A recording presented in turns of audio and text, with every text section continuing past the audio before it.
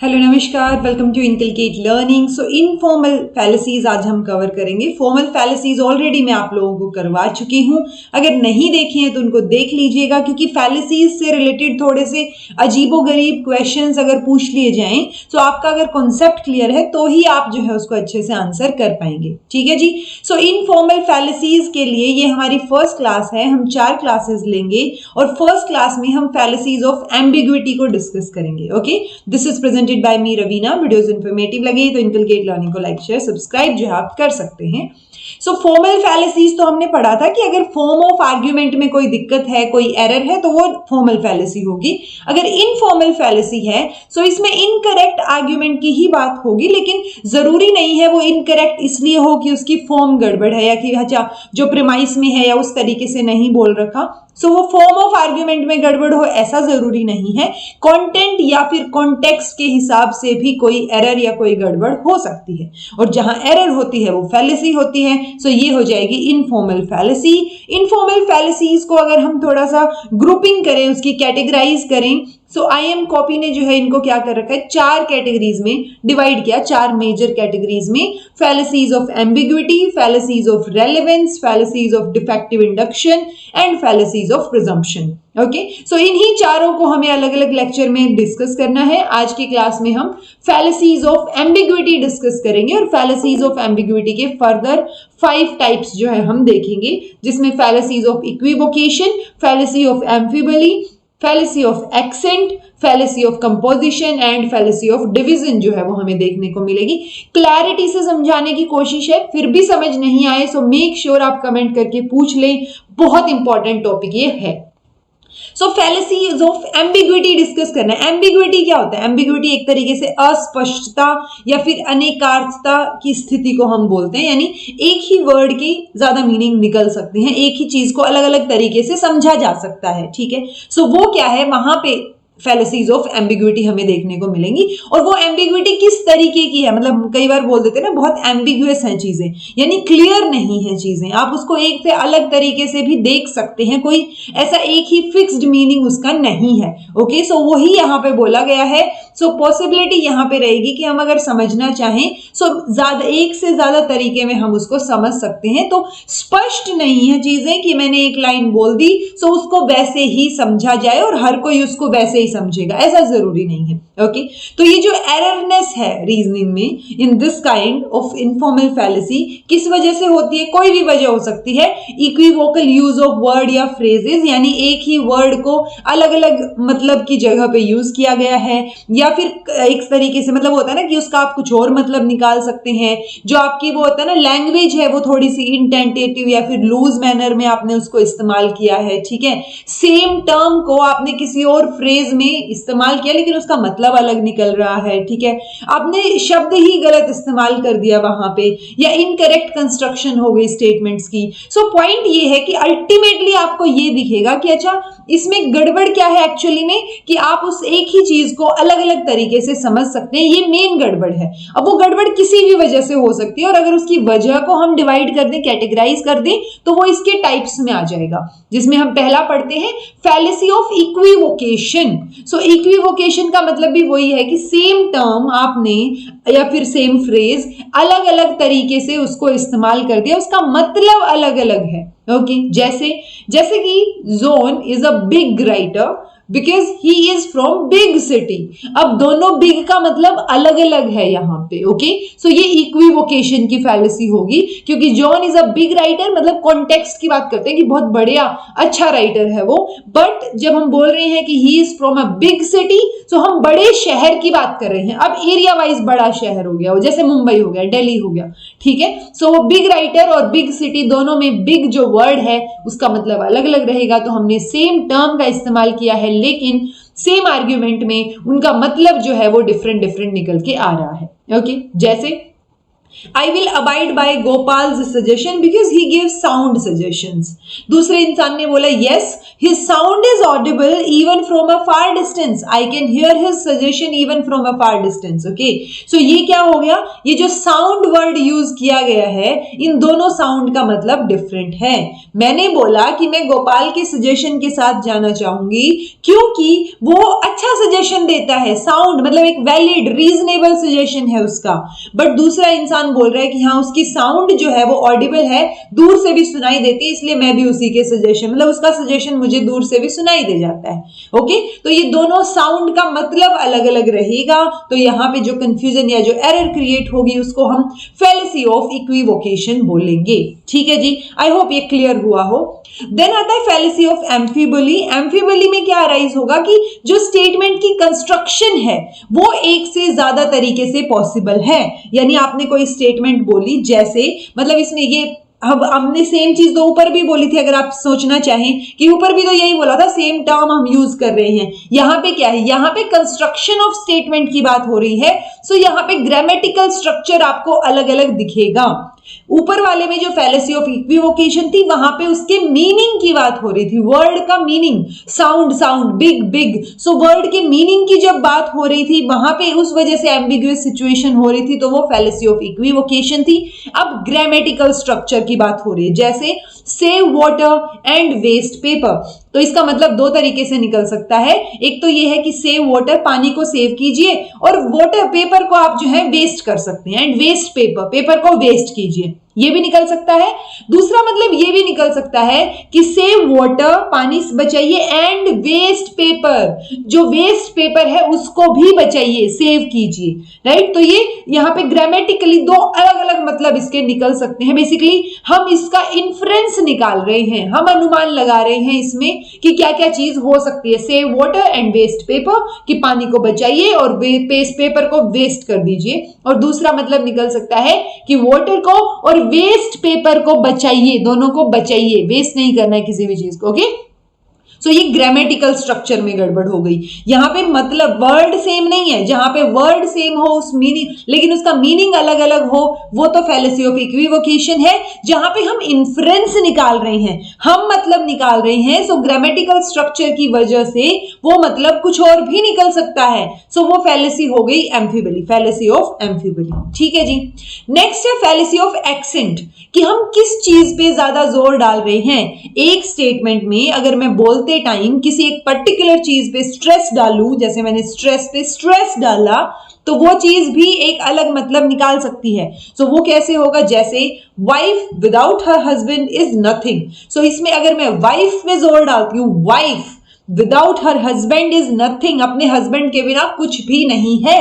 अगर मैं सेम चीज को इस तरीके से बोलूं कि वाइफ पे जोर नहीं है, वाइफ विदाउट हर, यानी वाइफ के बिना, हस्बैंड इज नथिंग, हस्बैंड कुछ भी नहीं है वाइफ के बिना। और एक क्या है कि wife without her husband is nothing, यानी अपने हस्बैंड के बिना कुछ नहीं। तो ये दोनों अलग अलग मतलब निकल रहे हैं। जस्ट बिकॉज आप वाइफ पे स्ट्रेस डाल रहे हैं या आप हस्बैंड पे स्ट्रेस डाल रहे हैं, ये इसका मतलब जो है वो अलग अलग निकल के आएगा। ठीक है, सो ये आपके एक्सेंट की वजह से, आपके बोलने के तरीके की वजह से, जब आप रोंगफुली स्ट्रेस या एम्फेसाइज करते हैं किसी पर्टिकुलर वर्ड को, तो उसका मतलब अलग हो सकता है अगर आपने एम्फेसिस किसी और वर्ड पे डाल दिया तो। सो ये एम्बिगुअस सिचुएशन तो हो गई, अस्पष्ट सिचुएशन है ये हमारे लिए, एक से ज्यादा तरीके से हम इसको जो है इंटरप्रेट कर सकते हैं, तो ये फैलेसी ऑफ एक्सेंट हो जाएगा। ठीक है, देन आता है फैलेसी ऑफ कंपोजिशन। तो कंपोज करना मतलब बनाना होता है ना, जैसे आप गाने वगैरह सुनते हैं तो उसमें क्या होता है, लिरिक्स कंपोजिशन, यानी उसकी लिरिक्स किसने लिखी, कंपोज किसने किया उन चीजों को। ठीक है, तो वो अलग अलग मतलब हो गया उसका। सो कंपोजिशन मतलब कंपोज करना, बनाना, यानी एक और एक मिला के मैंने दो बना दिया, सो ये कंपोजिशन है इसका। ओके, सो यहां से आप ये समझिए कि फैलेसी ऑफ कंपोजिशन जब होती है, जब आप जो कंक्लूजन निकाल रहे हैं वो प्रॉपर्टीज आप यहां से उठा रहे हैं, कि जो एक की प्रॉपर्टी है वही जैसे हम वाटर बनाते हैं ना, H2+O2 क्या बनेगा, 2H2O। ये तो सबने पढ़ा है 10th तक, राइट। सो इसका मतलब क्या हुआ, हम ये कहना चाह रहे हैं कि जो ये वाटर बना है इसकी जो कैरेक्टरिस्टिक होंगी, इसकी जो प्रॉपर्टीज होंगी वो इन दोनों के जैसी ही होंगी, H2 और O2 के जैसी, बट ऐसा जरूरी नहीं है, ठीक है। तो तभी ये फैलेसी ऑफ कंपोजिशन अराइज होती है जब हम ये मान लें कि जो कंक्लूजन है उसकी प्रॉपर्टीज को हम ड्रॉ कर रहे हैं पार्ट्स ऑफ की प्रॉपर्टीज से, यानी होल की प्रॉपर्टीज को आप पार्ट से कर रहे हैं, या जो मैंने अभी अभी समझाया, ठीक है। तो ये फैलेसी ऑफ कंपोजिशन हुआ। कैसे, मैं बोल रही हूं कि each and every player of Indian hockey team is an excellent player, यानी जो भी 10 11 12 खिलाड़ी हैं वो सारे के सारे एक्सीलेंट प्लेयर हैं। सो क्या एक एक्सीलेंट टीम निकल के आएगी? मैंने बोल दिया Indian hockey team is an excellent team, तो मैंने क्या किया, मैंने हर एक प्लेयर एक्सीलेंट है इस वजह से टीम को एक्सीलेंट बोल दिया, बट ऐसा जरूरी नहीं है। आपने चक दे इंडिया नहीं देखी, वहां पे प्लेयर तो अच्छे थे, एक्सीलेंट थे अपने आप में, लेकिन वो एक टीम स्पिरिट ना होना, वो कोऑपरेट ना करना एक दूसरे के साथ, बिल्कुल ही अलग थलग चलते रहना, मतलब एक्सीलेंट है तो अपने आप को ही सर्वोपरि समझना, टीम स्पिरिट ना होने की वजह से वो एक एक्सीलेंट टीम हो सकता है ना हो, ठीक है। और ये भी हो सकता है कि मान लो प्लेयर्स तो सारे अच्छे नहीं है लेकिन टीम अच्छी है, उल्टा भी तो हो सकता है। तो हम यहां पे क्या कर रहे हैं, हम हर एक प्लेयर अच्छा है उस वजह से, उसकी प्रॉपर्टी की वजह से टीम को भी अच्छा बना रहे हैं, यानी पार्ट्स की जो प्रॉपर्टीज हैं उनसे हमने पूरे होल की प्रॉपर्टीज को कंक्लूड कर दिया कि ये होल की प्रॉपर्टीज होंगी। समझ आई ये चीज? तो ये फैलेसी ऑफ कंपोजिशन, यानी आपने कंपोज करते टाइम जो चीज बोली आप उसी को गलत बोल रहे हैं। आप हर एक प्लेयर को अच्छा बता रहे हैं, एक्सीलेंट बता रहे हैं, इसलिए टीम भी पूरी की पूरी अच्छी है, ऐसा जरूरी नहीं है, ठीक है जी। फैलेसी ऑफ कंपोजिशन में अगर हम फर्दर देखें, एक और मतलब इसका निकल सकता है एक और एग्जांपल से।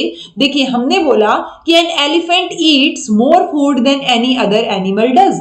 सो एक एलिफेंट बिकॉज ऑफ हिज और हर स्ट्रक्चर वो ज्यादा फूड कंज्यूम करते हैं किसी भी और एनिमल के कंपैरिजन में, ठीक है, ओके।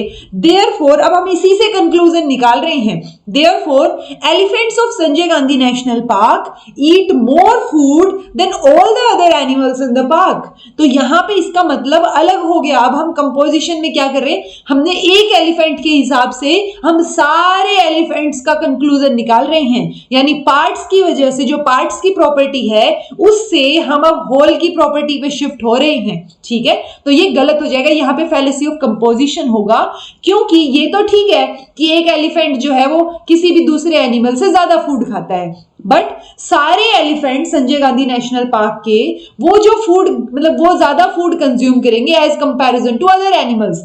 अब ये भी तो हो सकता है ना कि वहां पे 2 ही एलिफेंट हो लेकिन बाकी एनिमल्स बहुत सारे हों, तो ये बात सच नहीं होगी, गलत हो जाएगी, राइट। सो वो नंबर पे और बाकी चीजों पे भी डिपेंड करेगा, इसलिए ये फैलेसी ऑफ कंपोजिशन हो जाएगी। अब अगर इससे उल्टा मैं करूं, अभी तो मैंने क्या बोला कि जो पार्ट्स की प्रॉपर्टीज हैं उससे मैं कंक्लूड कर रही हूं होल की प्रॉपर्टीज को, ओके। अगर मैं उल्टा करूं कि होल की प्रॉपर्टीज हैं उससे मैं पार्ट्स की प्रॉपर्टीज भी कंक्लूड करना चाह रही हूं, तो वो क्या हो जाएगा, fallacy of division. So fallacy of division और फैलेसी ऑफ कंपोजिशन दोनों रेसिप्रोकल फैलेसीज हैं। अगर आप ये बोल रहे हैं कि एक, जैसे अभी एग्जांपल करेंगे हम इंडियन का, ये रहा कि इंडियंस जो हैं they are fond of game of cricket, और राम भी एक इंडियन है, इसलिए राम भी जो है उसको भी चाव है, शौक है क्रिकेट देखने का, ओके। बट ये जरूरी थोड़ी ना है सारे इंडियंस, मतलब आपने चलो मेजॉरिटी के हिसाब से बोल दिया होगा, बट इंडियंस मतलब सभी लोग, तो होल की वजह से हम सिर्फ राम की प्रॉपर्टीज कैसे डिसाइड कर सकते हैं, राइट। तो ये फैलेसी हो गई, फैलेसी ऑफ डिवीजन। जब हमने चीजों को बनाया था, यानी पार्ट्स की प्रॉपर्टीज से होल की प्रॉपर्टीज कंक्लूड की थी, दैट मींस वो कंपोजिशन के टाइम पे हमने गड़बड़ कर दी, तो फैलेसी ऑफ कंपोजिशन। जब हम होल की प्रॉपर्टी से पार्ट की प्रॉपर्टी डिसाइड कर रहे हैं, सो वो क्या हो जाएगा, हमने होल को डिवाइड कर दिया प्रॉपर्टीज को, तो वो फैलेसी ऑफ डिवीजन हो गया, ठीक है जी। अब एक क्वेश्चन आया था आपके जून 2023 में जो मैंने करवाया भी था, उसमें आपको बोला गया कि स्विट्जरलैंड 48% प्रोटेस्टेंट है, मतलब ये वैसा ही तो हो गया कि इंडियंस को क्रिकेट पसंद है, राम भी एक इंडियन है और इसीलिए राम को भी क्रिकेट पसंद है, ठीक है, तो वैसा सा ही कुछ है यहाँ पे। स्विट्जरलैंड 48% प्रोटेस्टेंट है, तो इसलिए जो हैदी गिल्सिंग है वो एक स्विस है, और इसीलिए हम बोल सकते हैं कि हैदी गिल्सिंग भी 48% प्रोटेस्टेंट है। तो ऐसा तो नहीं होगा। तो ये होल की प्रॉपर्टी, पूरे स्विट्जरलैंड की प्रॉपर्टी थी, हमने उसको एक पर्सन की प्रॉपर्टी बना दिया। जैसे पूरे इंडियंस की प्रॉपर्टी थी, उसको हमने राम की प्रॉपर्टी बना दिया था। ओके, बट इस क्वेश्चन में फैलेसी ऑफ डिवीजन कहीं पर मेंशन ही नहीं है, राइट। तो फैलेसी ऑफ कंपोजिशन जो है इसका आंसर दिया गया, इसलिए अदरवाइज इसका आंसर अगर हम एग्जैक्ट देखें तो फैलेसी ऑफ डिवीजन जो है वो ज्यादा बेटर आंसर इसका होता।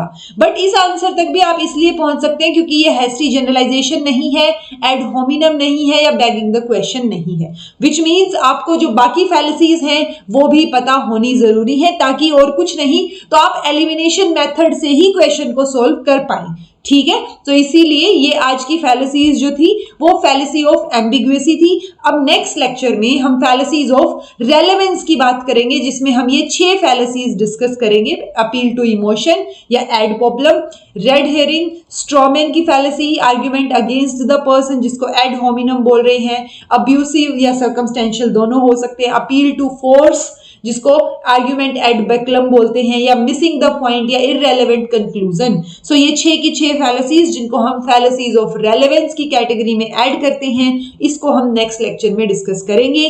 फैलेसी ऑफ एम्बिग्युइटी से आपको जो भी दिक्कत हो उसको कमेंट करके जरूर पूछिएगा। आई होप आपके लिए लेक्चर हेल्पफुल रहा हो। This was all about today. Thank you so much for watching. Be happy, keep smiling, subscribe to inculcate learning because it is absolutely free, and be consistent in your efforts.